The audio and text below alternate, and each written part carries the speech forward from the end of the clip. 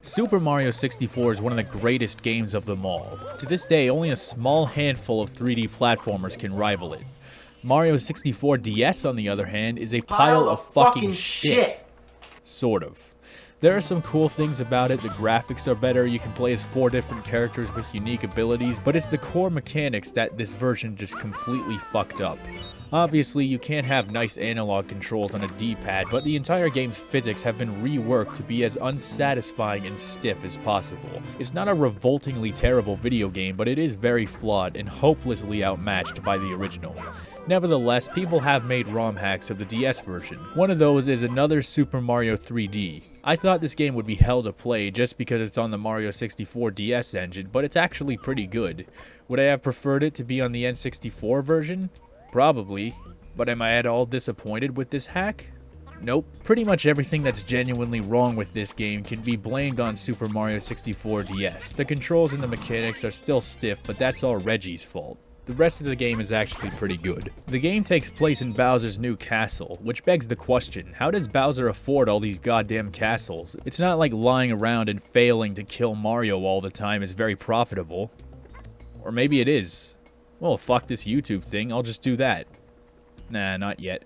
You start out as Yoshi, just like the DS game, and eventually unlock the 3 others. I made an entire video talking shit about Mario 64 DS and all the flaws that it implies, but this game seems to dwell more on the positives. The level design is very good, there are secrets that are only accessible for certain characters, the game takes advantage of the graphical improvements over the original. The game also uses power-ups that weren't in the original either. Which reminds me, what's the deal with Mario turning into a balloon? Mario is already a fat guy, his body image has to be bad enough. Did he really need a power-up that brings even more attention to his weight? Or maybe this is the wake-up call he needed to finally get in shape. Still, you're making him feel bad, stop it. The levels are fun to play. I feel as though they may have been made with the Mario 64 DS's bullshit in mind. Even though you're forced to wrangle with the controls, this hack seems very aware of this and isn't mercilessly punishing by any means. The levels are all unique, there's secrets, some are a little bit cliche, but that's alright. Besides, the Mario 64 DS hacking scene is quite far behind that of Super Mario 64, the original, so considering that, it's really quite impressive. One of my favorites is the desert level with the Yoshi Sphinx, that's pretty cool. My only gripe with the level design is how easy some of the stars are, which is more of an observation than a judgment. Mario 64 is one of the easiest games I've ever played, and it's one of the greats. I almost wonder if it's a compromise for the game's sloppier mechanics. In any case, I can't really complain. This hack isn't groundbreaking, but it plays to the strengths of Super Mario 64 DS without drawing any particular attention to its flaws. If you can look past the fact that it's the DS version and all the disadvantages that come with it, you'll enjoy yourself. Next up, we have Bowser's Flood.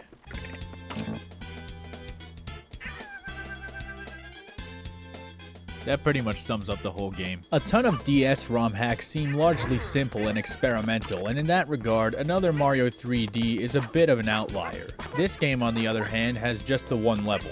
It's nothing special, but if there's one thing that puts it above everything else, it's that instead of holding a button to run, you run automatically and hold the button to walk normally, which I believe is the right way to do it. Good stuff. Next up is Ganon's Castle. Well, Ganon's castle looks suspiciously like Kokiri Forest. Goddamn, can we stop that, please? Then we have Super Mario Journey Lane, another very experimental hack, and I do mean very experimental. Next, we have a very early build of a game called Super Mario Starland. Right off the bat, I like that this is a more large-scale one. There's a new hub world and new levels, the graphics are nice. Of course, the game is riddled with glitches, and because it's an alpha build that was released 4 years ago, it may never be fully realized. But it's still nice to see. Then there's Super Mario Sunshine DS. This time it's just the one level again, but of all the levels, they chose my favorite one, Pianta Village. There's even a pipe where if you jump through, it switches to nighttime. My only problem is that there seems to be nothing to actually do.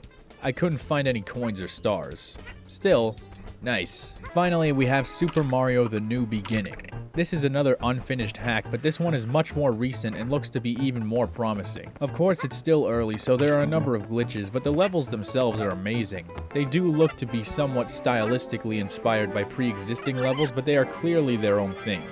The overworld is lifted straight out of Mario Galaxy, which I'm less excited about, but it's just the overworld. The levels that I did manage to get to are very nicely done.